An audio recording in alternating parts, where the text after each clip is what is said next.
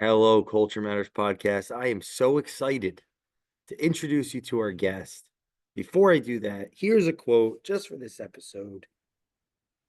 Life is so much easier for everyone when you have people around you who genuinely get it, want it, and have the capacity to do it.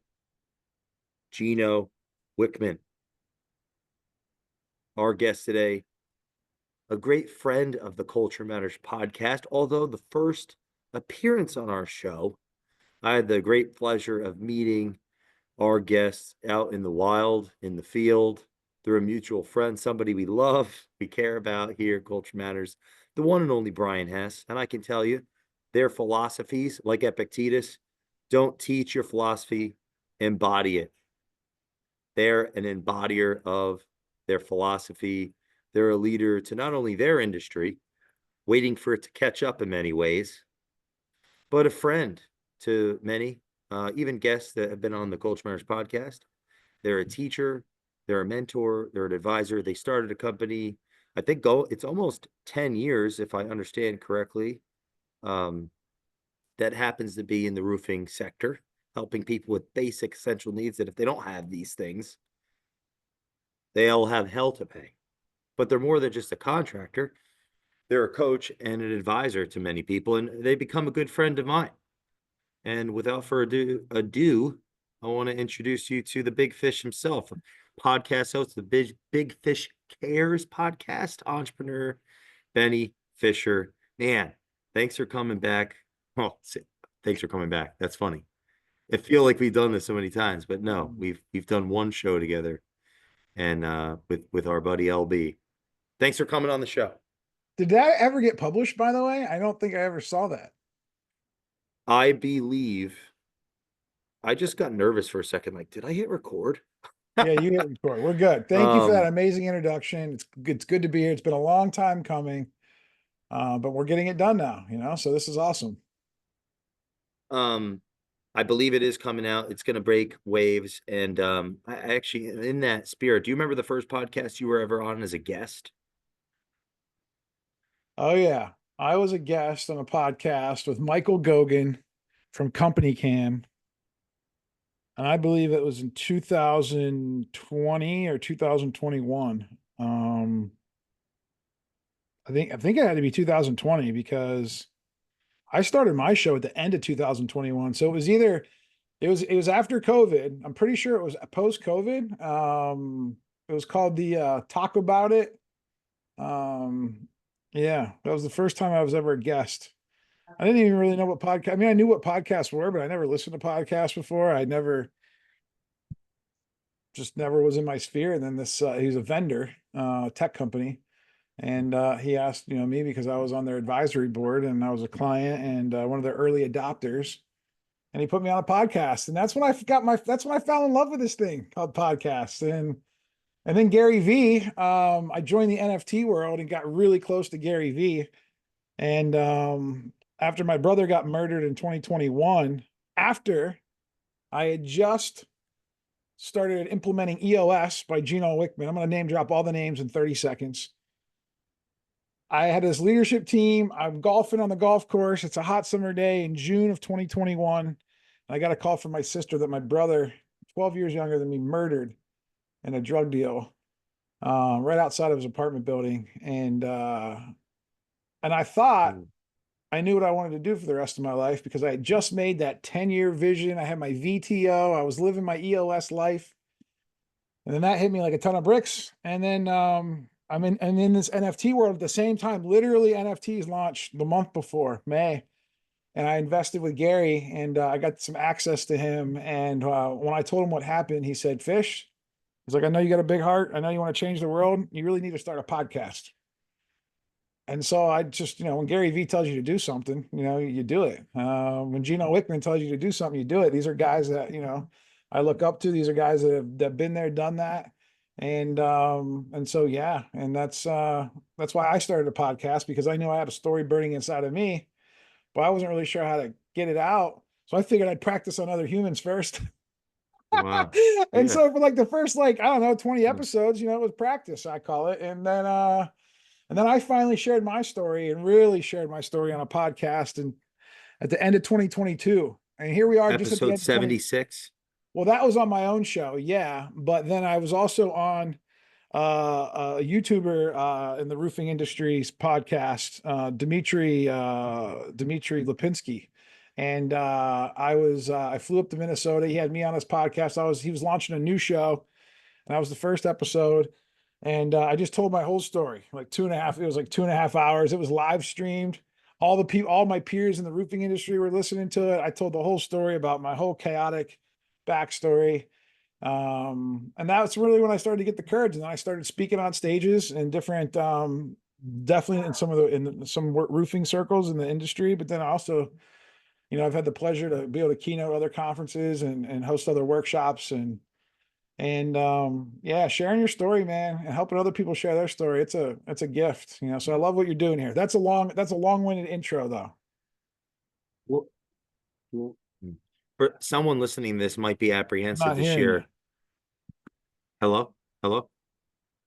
How about now? Lost you. There we go. We're good Oh, now. oh, that was scary. That was scary. Someone that's listening, can you hear me now? Yeah. That listening to this and hearing that and feels compelled to share, but they're doubting the value of Mm. their story. Oh, this guy, but look who he's been around and what it seems to be that he's accomplished. I've Googled Benny Fish. I'm listening. I've Googled you. So there's apprehension that their story has value and significance. What do you say to that? I didn't really get to meet these people until I started telling my story. I'll tell you that. So if you're looking to like get in other circles, I think that's one way to do it. Now, I don't think that you have to tell your story to the world like I did. Um, I think that first I shared my story with my wife. For the first I met my wife in 2020, and I had already lived a life of hell, and I gave her the skeleton talk, right? And I told her all the things. I was trying to actually get rid of her. I didn't want her to come close to me because I knew I was damaged goods, right? At least that's what I thought. And Yeah. so she was the first one. And then I remember once I had the confidence, I remember I was like, man, I gotta like tell my team. Like I wanted to tell my team some of the struggles that I've been through in my life. And so, it started with my, 20-person company, and I remember just letting it rip one time, up in front of the room. I had a captive audience, because I thought everyone was gonna just run away from me. I thought everyone was just gonna flee to the mountains, tell me I'm a piece of shit, and never want to hang out with me ever again. But it was actually the exact opposite. People were like very responsive. People were crying. People were hugging. People then started to share their little parts of their stories. Oh, hey, I went through something similar. Oh, this happened to me. Or like, and then, when you create that circle of trust and love, amazing things start to happen. It becomes actually kind of, it's kind of like a good dopamine hit or a good addiction, right? Like, to like, just break bread with people. It's kind of like, Hmm. if people are familiar with like AA, I think that's why one reason why AA is so successful. Like everyone goes to a meeting once a week. They go, people that they trust, and they share, right? Good, bad, ugly, right? They share experiences. Um, and maybe I just took that to another level because of just my personality. I do love content. I've been a big fan. It's really helped me grow my business. I listened to Gary Vee's advice before I even met him back in 2012, 2013. And that's how I started the Big Fish in 2015 is I basically took something as old and as boring as roofing, Mm. and turned it into something fun and exciting, a place where people would want to work, a place where customers could get better service, and made it fun, and a lot of that was through brand and through social media marketing. And so, you know, um, and there's also something liberating. I'm going to tell you, maybe this isn't for everybody, but in my experience, there's something so liberating when, and Gino Wickman calls shedding your shit, in his new book, Shine, he calls it shed your shit. And so every time that you kind of release a layer and let it go, it's like you feel freer, So, because there's like a cocoon has been built up around you. You're like a white light when you're born, a perfect white light. And then the world just puts a black, dirty cocoon around you. And then your whole life, usually starts when you're in your 20s. You're trying to like peek out to see like what's out there. But depending on how bad the trauma is how thick the cocoon is. And sometimes people are still stuck in there. And again, no one ever completely frees it all away. I mean, I guess there could be a couple people walking Earth that have a pretty free, maybe some monk in Mongolia, sitting up in the hills, of Tibet or something. I don't know, but most of us that are listening in America, especially if we're driven entrepreneurs, we have it thick. It's thick and it's caked on, and it's our job to do the work, to listen to things like this, and to do other different modalities and try to figure out how to clear up some of that trauma, so that way we can become more present. And then when we become more present, we have a compelling future. We don't have a compelling future until we can get rid of some of the trash from our past. And my friend Brian Bogert, that's one of his lines, trash from your past. I want to make sure I give him credit for that. He's got a podcast called Flipping the Lid. I like that little trash from the past. Gino Wickman says, shed your shit. Like, these things just help me remember that I need to keep always doing this stuff, right? Because it's actually very helpful. So, What are some of the uh, com variables that lead to the cocoon? Like mm, if we even if we fixate on the entrepreneur, what do you think are some of the components or variables that lead to this cocoon or the how oh, you said caked on?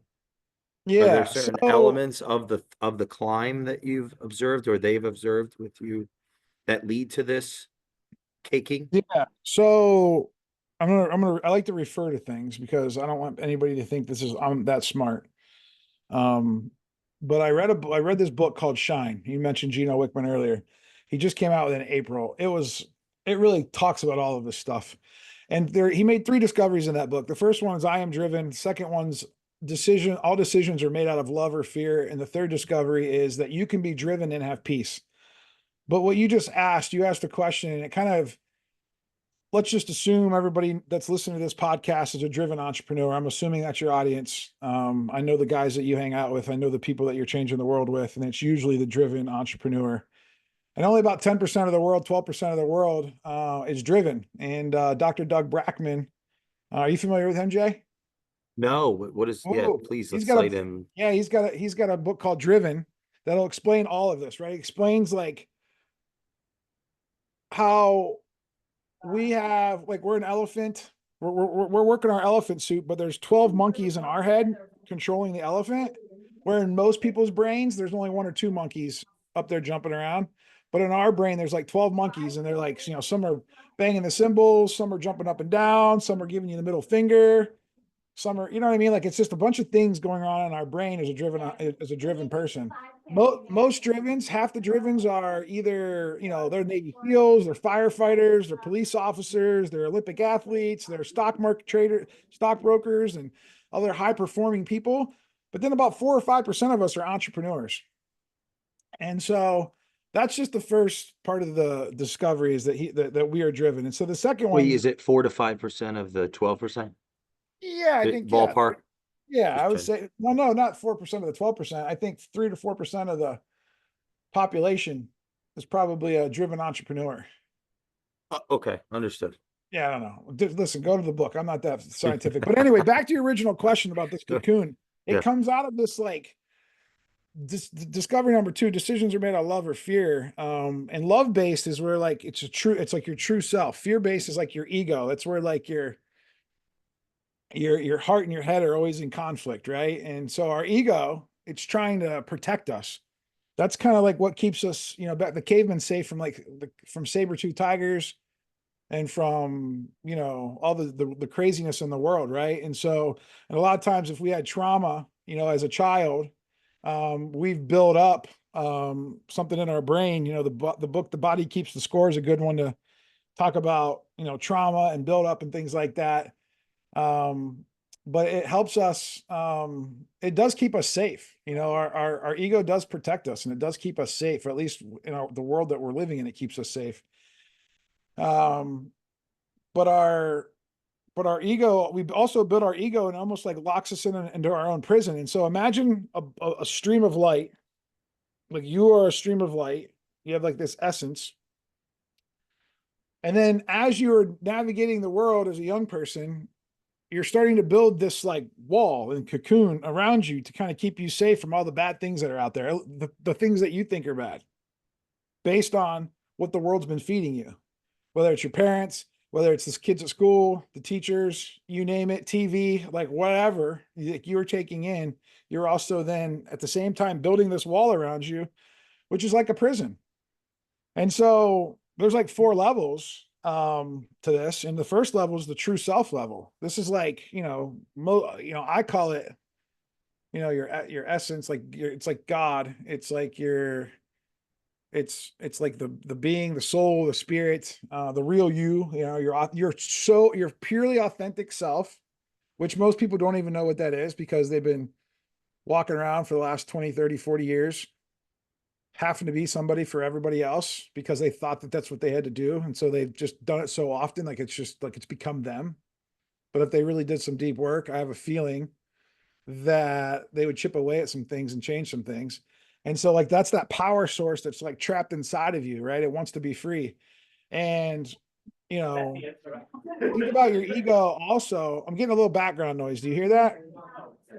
Yeah, I'm in a lobby, but I let's think we're just, probably okay for the listeners, but the uh the ego, and there's also a book called The Ego is the Enemy, I think by Ryan is that Holiday. Ryan Holiday? Yeah, Yeah, that's a good one. But it's like a masterful structure. It's like imagine like a web, but instead of like something that you can easily get through, it's like layered with armor and marble, and there's layers of it.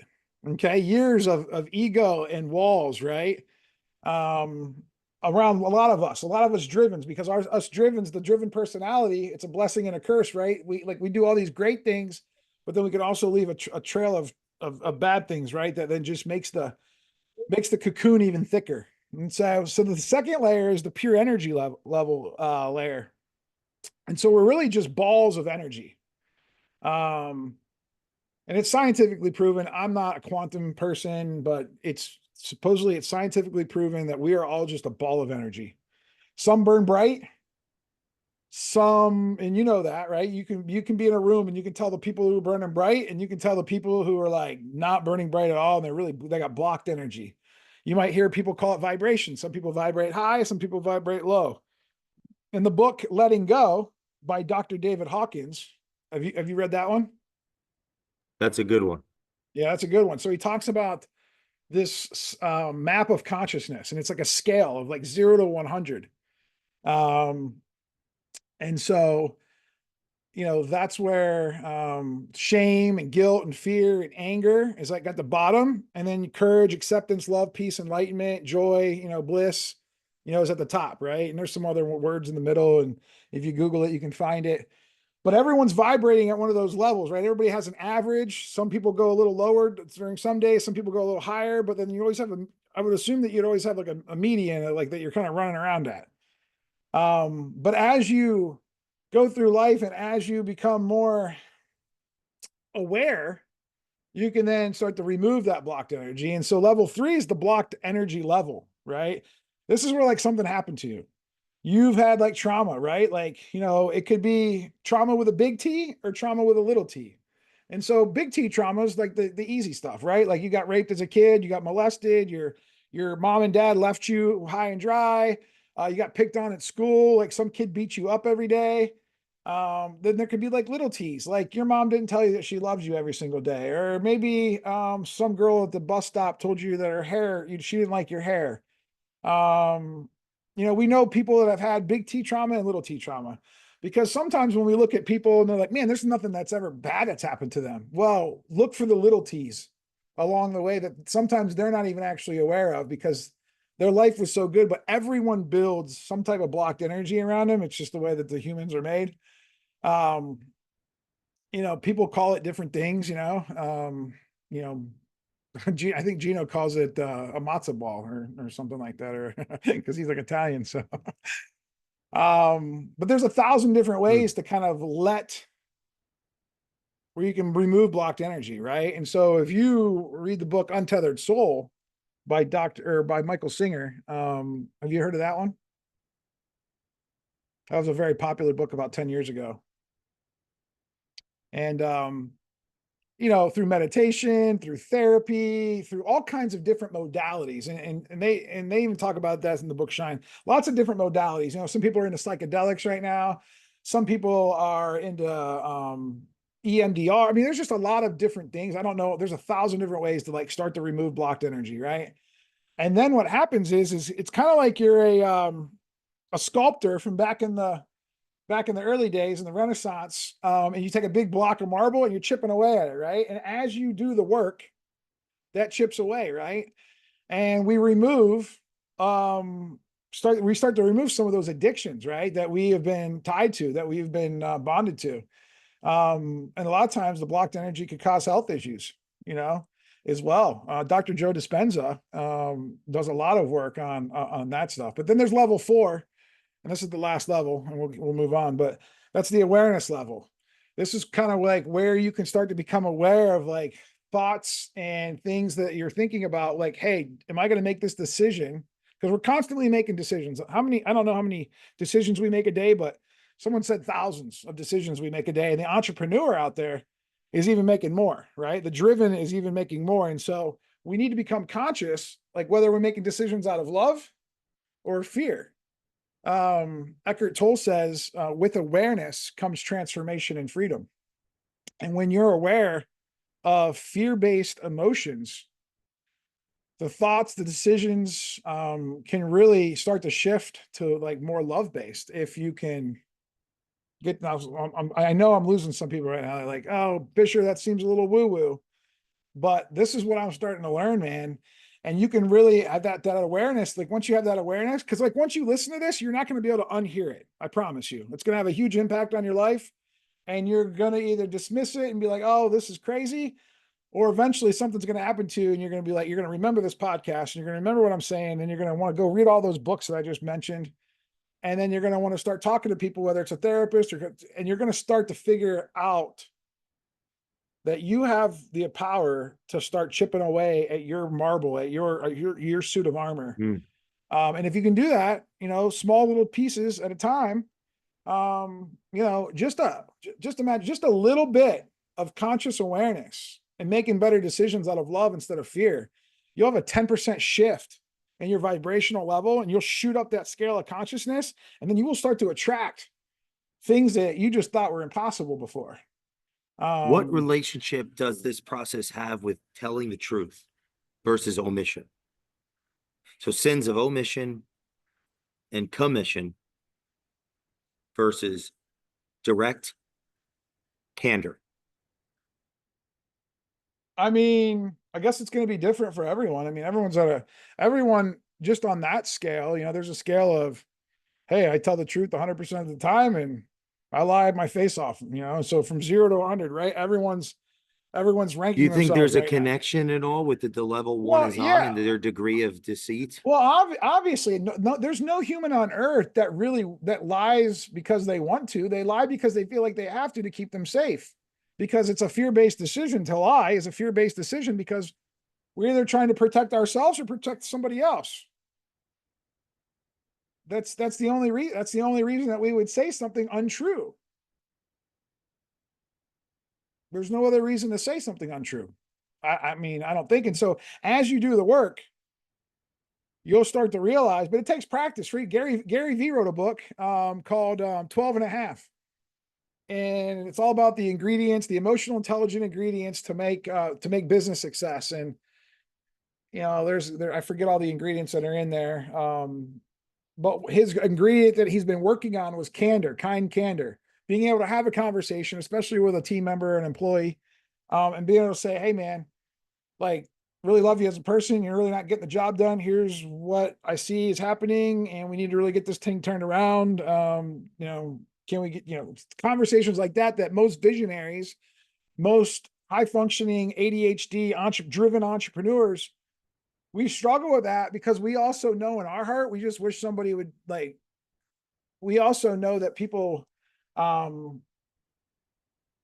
we were on the wrong side of that at a point in our life. And so what we try to do is we either avoid that confrontation altogether, or when we do it in a way like, let's just say you were raised by a dad that like, you know, always told you when you were doing something wrong and he was kind of rough on you. And like, so then you channel your dad and that's not good.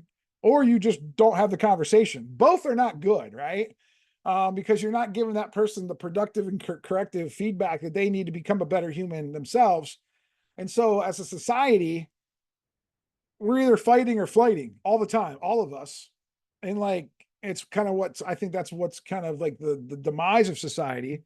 But then also, as this work comes out and this information is exchanging, podcasts like this are happening, I also see the vibrational level, the conscious level actually going up. Um, Interesting.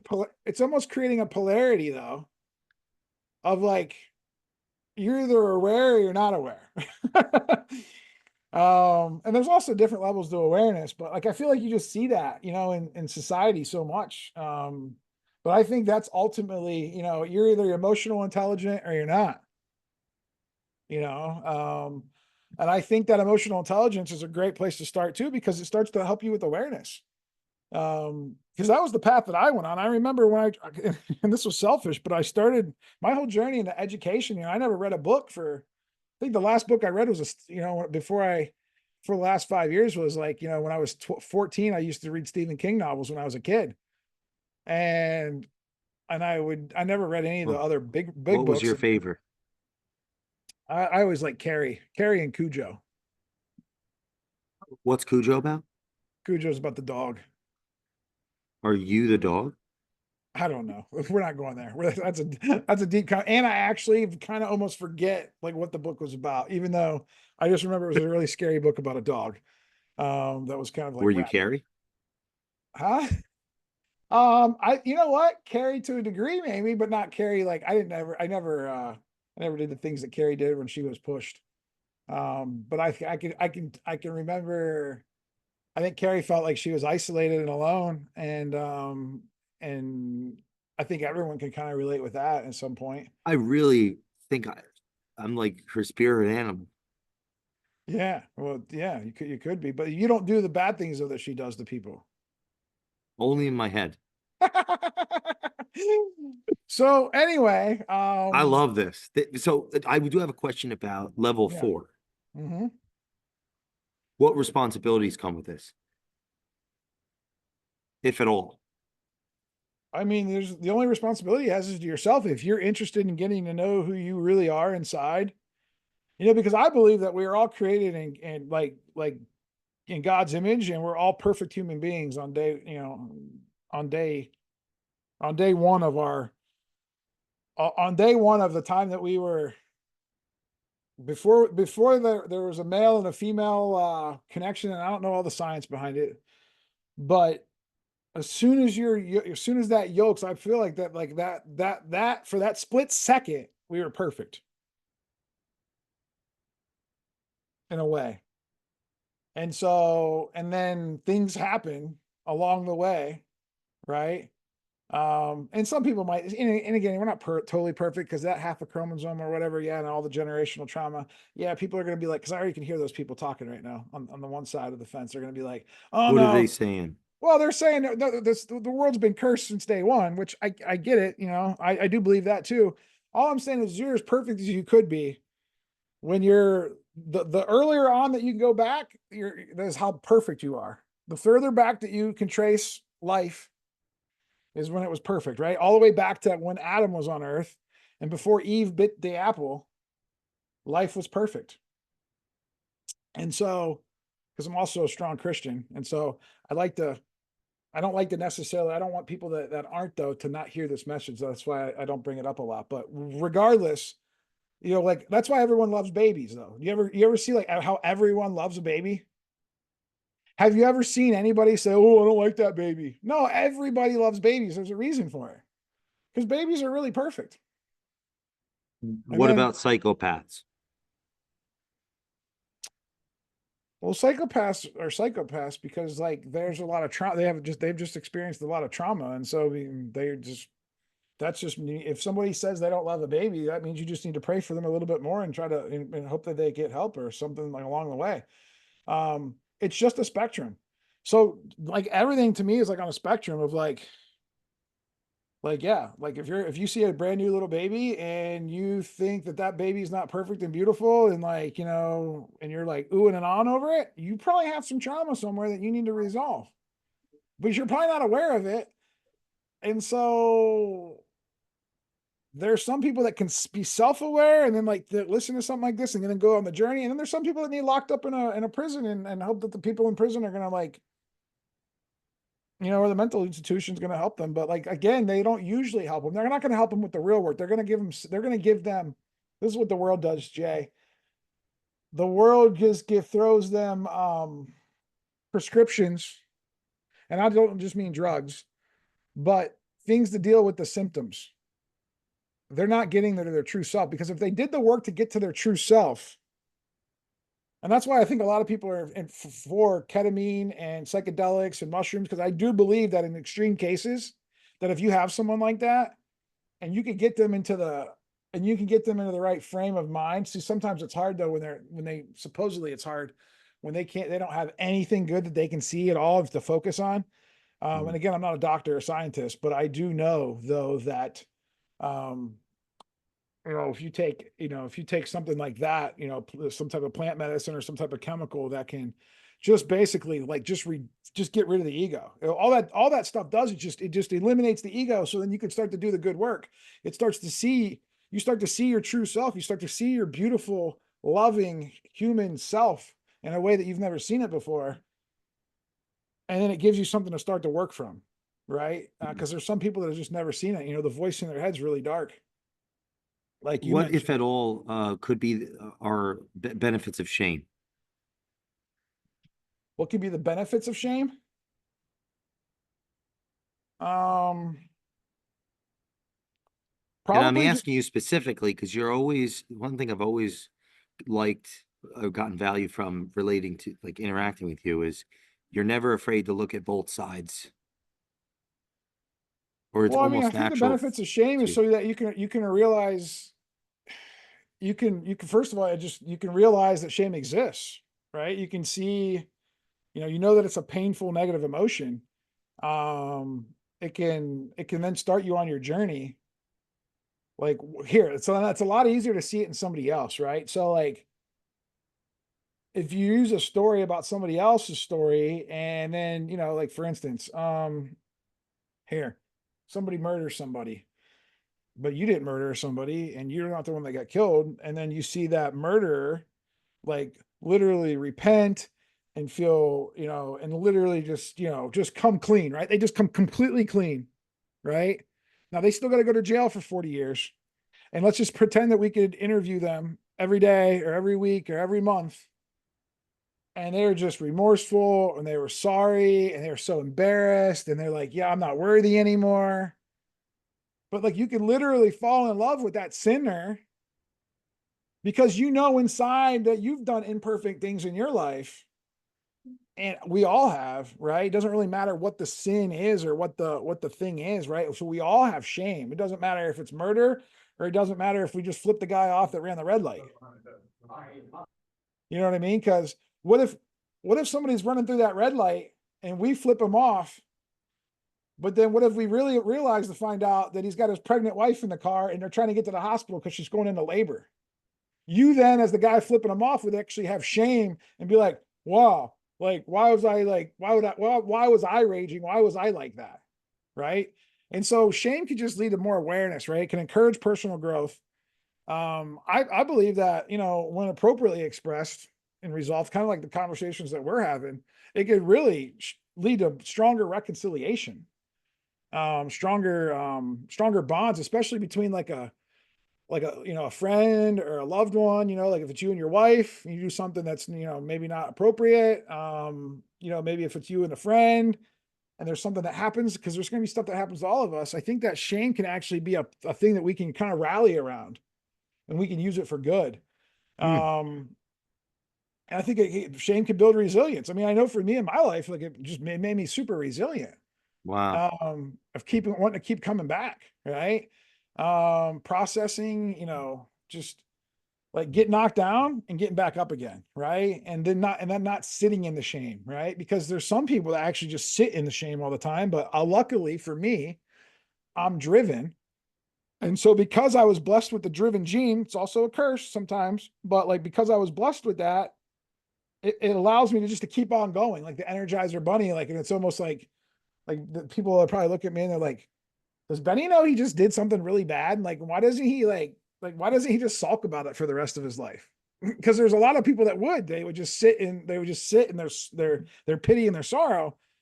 I got blessed with this like little Energizer bunny bug, and to where like I just get up, brush it off, and keep moving. I kind of just like I don't want to say part of me would just back in the old days, I wouldn't process it. I would just stuff Mm. it down. But now that I'm able to deal with it in a more wholesome way, I let it go, but on purpose. Before I would stuff it down, and now I'm teaching myself how to let it go with purpose. And I it's wonder if what if at all relationship shame could have with the cocoon that comes as a consequence of the entrepreneurial climb is in the sense that the material manifestation of what is a business, right? It's some sense a material and human manifestation of that originating conscious, that originating energy of founder, of visionary. Right? There's material constructs that manifest as a consequence of human capital, customers doing business with said founding. I'm just trying to explore some of most my well, so analogies. most great businesses are born at a place of trauma or shame or like pain. So I'm just trying to wrap my head around your thesis here that you're representing. Yeah, that's what. So like, let's say shame. So there's a negative. Shame's like the low, like one of the lowest points that like you spring from. It like, So I'm pulling back the bow. I'm pulling it back. Mhm. I I don't even have an arrow in it yet. I'm a visionary. The bow is how far the back of the bow goes could it have a relationship with negative emotions. Oh, well, that's why I would love to learn more about, I'm sure there's the book, I'm sure I haven't read the book yet. I have it by Walter Isaacson about Elon Musk, but I don't know if it goes into that. But I feel like the brightness of like business and things, like usually there's a lot of probably interesting things that could have happened to grow that, right? There could So let's so Yeah, just to make sure I'm I following believe your that cocoon, this meatball. for like, and it doesn't necessarily have to be necessarily shame pain, but for as much the more pain, the more propensity for um love and greatness. So so let's say that for the listener's sake, like that's part of this teaching that we're Dichotomy. having, this masterclass today is that hey, as the organization evolves in this relationship to the originating founder's pain, uh, let's say pain, right? That it's the business comes as a consequence. If it's not addressed at some point in that journey, it will have a negative impact on not only the person but the business. Or I don't know if you're necessarily saying that, but definitely the Well, person, well, it meaning could be, that you'll start to it show. could be a negative. It all depends. See, it's the thing. It's why it's really hard for me because it's only a negative if you construct a time period around it and say it's a negative. And like for who? Like for instance, so let's just say I'm wild and crazy and I go do a bunch of weird stuff as a founder and as a visionary because of my pain and trauma. And let's say my 20 employees all want to leave me tomorrow because of it, because I didn't correct it and like things are in chaos, right? Is that what we're talking about? Like the business could implode, right? Um, okay, not necessarily in that context, but go with that thought because I want to All hear right. Well, where your mind's whatever going. happened. So, but because that happened, then those people that left that situation in a negative frame in that micro moment, that whatever, they worked there for 3 years and it was hell. Okay. So that was their hell for 3 years, but then that's going to propel them if they can use that pain and turn it into presence or purpose. And then, like, was it good or bad? See, that's what I mean. Nothing to me is good or bad, positive or negative. It just is. And like, then when but if you want to put a time around it and a boundary around it and a perspective, sure, we can label things like that. But that's really deep. I don't know if a lot of people can even pick up what I'm saying on that because that most people when I start talking like that, they like I lose them. Welcome to the Culture Matters podcast, Hmm. All right. Well, Benny. I'm in the I'm in the rabbit hole. I yeah. So before part two, I'm going to re-listen to this and I'm challenging all of our listeners to re-listen to this episode before you follow part two, where, because as far as I am right now as a student of your thesis you're presenting of the true self model, if I go back to, I want to make sure I follow in my notes here. Well, this isn't my thesis, Some by of the the way. consequences, well, collection of your Mount Rushmore of, It's I'm living you have a proof. Mount Rushmore. Yeah, well, I'm living proof that like I You mentioned understand it. Gino and Gary and Dispenza and Yeah, Hawkins and yeah, but I understand it though because I've actually experienced this like in my own life. And then as I've learned and evolved through these people who have done other types of works and then wrote things and are really good at clarifying and simplifying, yes. But I want to be clear that this is not my thesis. And so I also want to talk, you know, do we have a few minutes left? Because I hate to leave him on this hanger. we yeah, absolutely, go ahead. Because I want to let people know that the third discovery, it is possible to be driven and have peace. And like this is the one where I think that I am that's why I'm so excited about this work. And that's why I'm so excited about, helping entrepreneurs because I remember what it was like just to be driven and be in a lot of pain all the time. And I thought it was just like one or the other, right? Like I thought I had to pick one. Like, I couldn't just, if I want to be a monk and sit in the woods all day and like, just be peace, so that's cool. But then I couldn't be like driven and like have all this cool stuff and be an entrepreneur and like make a big impact. I thought it was one or the other. Gino writes about it. He's like, when he got to the top of the mountain and sold EOS, that's when all of his pain and trauma came up. And for me, all my pain and trauma is coming up like halfway up the mountain.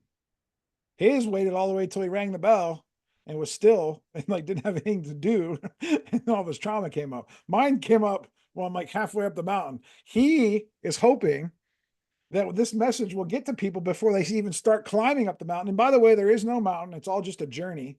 But young entrepreneurs think it's a mountain, right? Because they keep climbing, they keep working to get there. Um, but really, and what Gino's told me over the last 4 or 5 years as he's really started to practice this work is that he is driven and he has peace and he hasn't lost his edge. It's exactly the opposite. He's making decisions from the inside out. Instead of like, even being 10x, he feels like it's 100x. There's more fuel, there's more power. And then the true self model. Um, is this on video? I actually can, Yep. let me share my screen real quick. Can I share my screen? Yep. Send request. So I have it on my back of my board because I always like to look at this as a let's see, a share. Let's go to desktop one. And so we have this infinity symbol. Okay. And on one side we have impact, and the other side we have peace. Impact is the outer world. That's like all the cool things that you do in business. That's all the awards you get, all the accolades, all the reviews, all the money, all the fame. That's your thing. That's what you bring to the world. And then peace is your inner world, right? It's your self-trust, your love, your intuition, your presence, your flow, your energy, your connectedness, your letting go, your awareness. And when they're working together, it's in a flow state. Everything that's trying to impede on that is fear, pain, trauma, wounding, ego, insecurity, fear, failure, doubt, lack of confidence. Like it's all trying to ruin all of that flow, right? And Gino calls it you got to let your freak flag fly to be your true self, right? And this is where all your freedom is going to come from. This is where all your creativity is going to come from. And he calls it when you're in a state of flow, and then you also feel like you're floating. Like if you've ever meditated before and you've ever like felt that like floating, but then you're also flowing at work, like in life, like everything's going good. He's going to trademark this. It's called float, FLOWT. He made up his own word called float. And so that's the true self model. And that's what I've been really passionate about. And at the back of this book, there's also the 10 disciplines. I don't know if you've heard of these. I'll go through them real quick. The 10 disciplines Sure. to maximize your impact and inner peace. These are kind of, think about like your 10 commandments on how to live your life. This is like more for that visionary entrepreneur. I mean, I really believe it's for anybody. But the first one's 10-year thinking. Shift your mindset from short-term thinking to thinking in 10-year timeframes, right? Every decision is a 10-year decision thinking, not a goal. It's like, who do I want to become in 10 years? Bill Gates always say, I think he's the one that says people overestimate what they can do in 1 year, but underestimate what they can do in 10.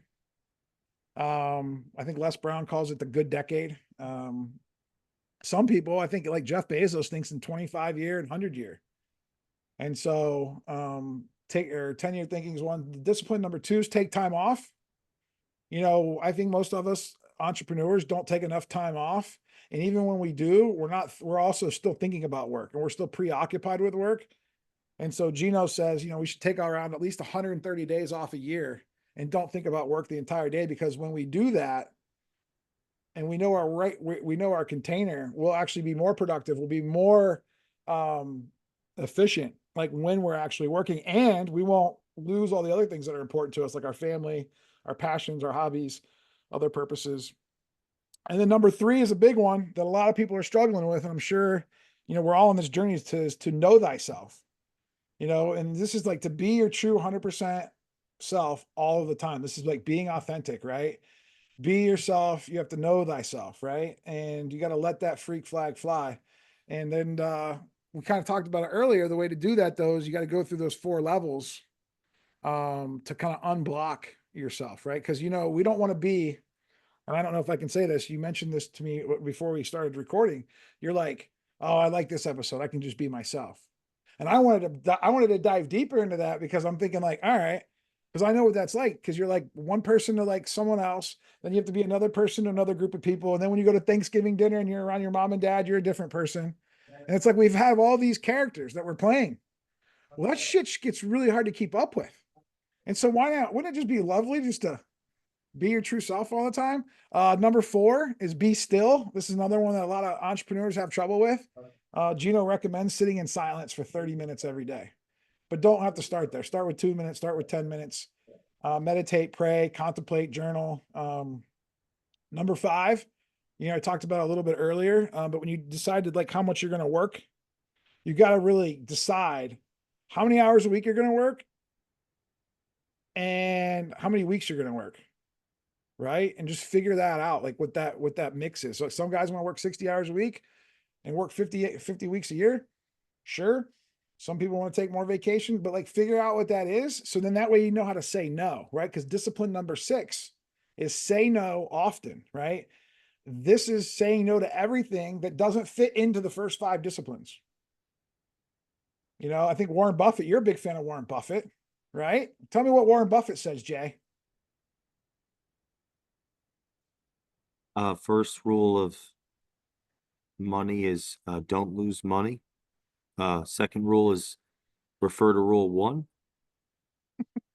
Well, Warren Buffett a lot of times says no a lot. And he says, it's the things that you don't do in business that make you money. And another thing that we have to learn as these entrepreneurs who's have had to be other people to other people, or had to become different people to other people, we have to be able to create boundaries, right? And that also helps us create scarcity for ourselves and creates demand for ourselves. Another good book that helped me with this was Greg McCown's book, Essentialism. Have you ever heard of that one? Yeah. Yeah, that one's a good one. And then number 7, similar to an EOS, he says, delegate and elevate, but the number 7 is don't do $25 an hour work. Never do something that you could pay someone $25 an hour to do. Now, this can also mean $100 hour work, $500 hour work. It depends on who you are. But for the average entrepreneur out there, when we're starting to do admin stuff, and not that there's nothing wrong with admin stuff, and there's nothing wrong with making $25 an hour, but there's somebody else on the planet that would love that job and would love that $25 an hour to do that work. Assuming you're making at least 6 figures a year and you're not like a solopreneur just trying to grind it out. Because that's usually energy draining work that doesn't feed our soul. Number 8 is prepare every night, before your head hits the pillow every night. You want to just make sure you have a documented plan on like what's going on. And for me, I love to refer to my calendar. I love to kind of visualize each appointment. Like I last night, I visualized this podcast partly because you've kept reminding me that we're on today. And so I've been visualizing this. I'm like, how am I going to show up for Jay Duran, the culture man, for my first ever episode? And I've already had that. Like it was already done yesterday in my world. Like I already knew what was going to happen. And then the hardest one for me, other than being still is really hard for me. But number nine, putting everything in one place. So I used to have these like notes. I'd have, things scribbled in my legal pad. I'd have stuff in my iPhone notes. I'd have stuff in a Google Drive folder. I just bought a Remarkable. I'm using a Remarkable now to try to keep everything in one place. So that way I can pick the one place where I'm going to capture my every idea, my commitment, my thought, my action item, and my promise. So then that way I don't let people down, because I think a lot of entrepreneurs, we have good intentions, but because we're a little bit unorganized, we don't get back to people. We don't follow through. Our follow through is low. That's not a bad thing. It's just who we are. And then number 10 is be humble. And this is basically just viewing yourself as an equal to every person on the planet, and thinking a little bit less of yourself, like C.S. Lewis says. And that doesn't mean you're wimpy or less than. It just means that you're aware, Mm. and Gino talks about a spectrum. Like you got arrogant on one side, you got humble on the other side. Put a little dash of where you think you're at. But one of the exercises that we did, because I joined this group coaching over the summer, and it was really cool because we dove through each discipline, um, an hour every week for 10 weeks, which is really good because I just whizzed through them in like 5 minutes. But like imagine going deep into each discipline, building a framework for that discipline, letting that set inside your hard drive. It's now entered into your computer. And now you at least are aware of that for the rest of your life. And then it's up to you to like obviously make those disciplines a little bit better every day. But the exercise we did is we had to email 5 of our closest people and we asked them to put us. Where do you see me on the arrogant to humble scale? Man, that was eye opening. That was a good exercise to get feedback, from people that you love. Um, and so yeah, that's the 10 disciplines. I'm Those gonna are the make sure I followed it. Um, Number one, thinking 10-year thinking. 10 you're thinking. 2, 130 days a year. That's just Gino's like 3, he thinks you should start there. The 130 days, take time off. And it's weekend and holidays are 110 days. So that's really only plus 3 weeks of vacation if you take 3, Saturday and know Sunday off. thyself. Know thyself is number 3. 4, I can just be myself. Nope. 4 is be Sit in still. silence every day. Yeah, 4 is be still. Oh, that's okay. I had the mix or 1. Yeah, well, sit in silence. Okay. 5. Know your 100%. Like decide on and commit to the perfect number of hours per week and weeks per year that Oh, yeah. you would deliver How your craft many to the world. like clarity around a schedule, time Yeah, block, you kind of, well, yeah, own because your time, and that connects to number like 6. Jesse You Itzler, he know, does that big ass calendar every year because you don't want to. You want to make sure that you cover the things that are important to you in your life. Like so, number 6, because I got to go in 2 minutes, but I want to. This is yeah, if we can we unpack this more deeply on part 2? sure, Look at this yeah, as like a setup. yeah. I Six want our is listeners to re-listen to this at least 3 times and they follow should, and then Benny. What's your Instagram? here my Instagram is here, I'll give it to you. I think it's if you just type in Benny Fisher, go to bennyfisher.com. You can find all my socials there. Got it. So Um, everyone I think it's listening, big. I do think it's that. bigfish.benny on Instagram. 6 is say no often. 7 is Don't do twenty five don't do dollar an hour work. $25 work. 8 is prepare. Prepare every 9 is night. organized. 10 is humility. So I look at that list and I say, okay, the entrepreneurial operating system, part of the immense value of the entrepreneurial operating system for small business are oftentimes there are no meetings. If they are, there's one person talking and thinking for everyone. There's no agenda. If that even is the case, because the originating consciousness is, of course, thinking for everyone, because they had to think for themselves and survival and think for the customer, solve problems, et cetera, et cetera. So part of the value of the entrepreneurial operating system and the level 10 meetings and all the and the ideology of the visionary and the integrator is it'll help people come together. Now, once they come together, that doesn't necessarily mean that the founding principle is self-aware. In fact, so I think, and I've thought this for a long time, that self-awareness and business growth have an inverted relationship. And so the true self model's goal is to solve to the diminishing returns on the owner, or the founder, that's growing in authority, growing in prestige, growing in status, growing in net worth, growing in socioeconomic background, growing in all these ways by cultural circumstance, but doesn't necessarily mean that they, as a human being, as a potential for values like lived in the real world, like the world, are growing. And so this is addressing that. And today, so these 10 principles, Disciplines. uh, disciplines are the disciplines of really the chief. It really, when I look at those, I think we're maturing as an organization from founder culture, which, disintegrated becomes an opportunity for acquisition from private investors who have more power because of objectivity, being away from the third party. They can capitalize on that. These principles are those that an executive, a chief, like that's working not just on the business or in it, but can navigate through it, and really show up for the people. So an integration is happening between the originating culture of the entrepreneurial system, and it's foreshadowing what's to come. So it's almost like Humpty Dumpty is putting itself back together.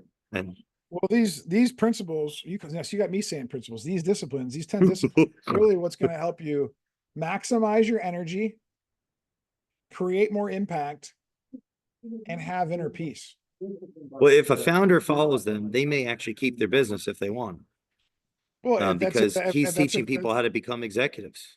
what's the if they don't do it, what do you think happens? I think they really keep their business. Either that or they lose their business.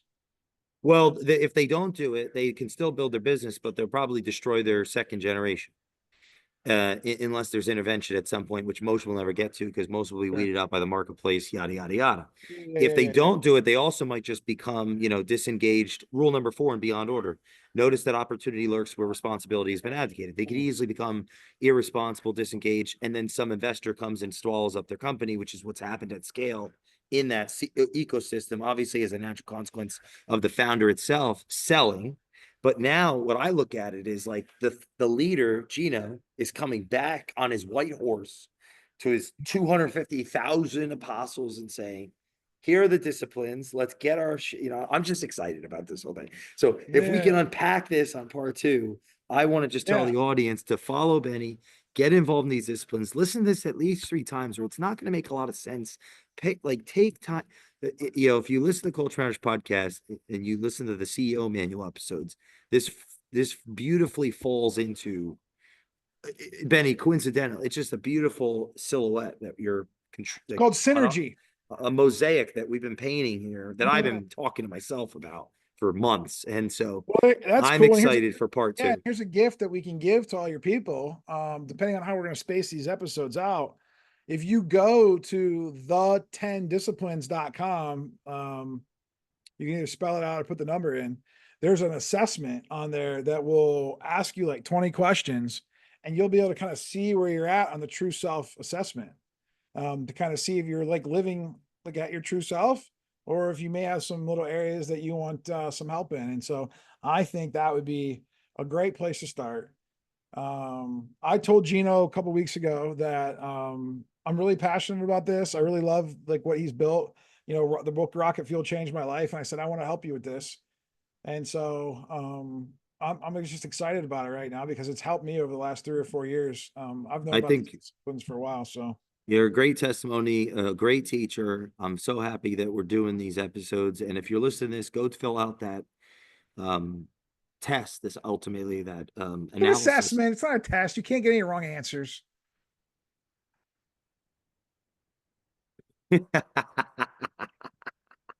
That's a different podcast. And I can really tell that's a whole different podcast. I and saw your follow. brain. The haircut that you have to go to is not that important, is it? You want to talk about this right now? Yeah, well, no, it's because Your of the hair looks good, relationship. by the It's way. everything. Thank you. Yeah. Well, shout out to Armand Ponoshi, who's been on the Culture Matters podcast. That is a hairstylist here in Philly that I'm going to go see and say hi to.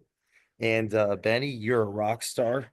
Thanks for doing this on the holiday and making time. And I can't wait till part 2 and 3, because this is definitely not a one trick pony.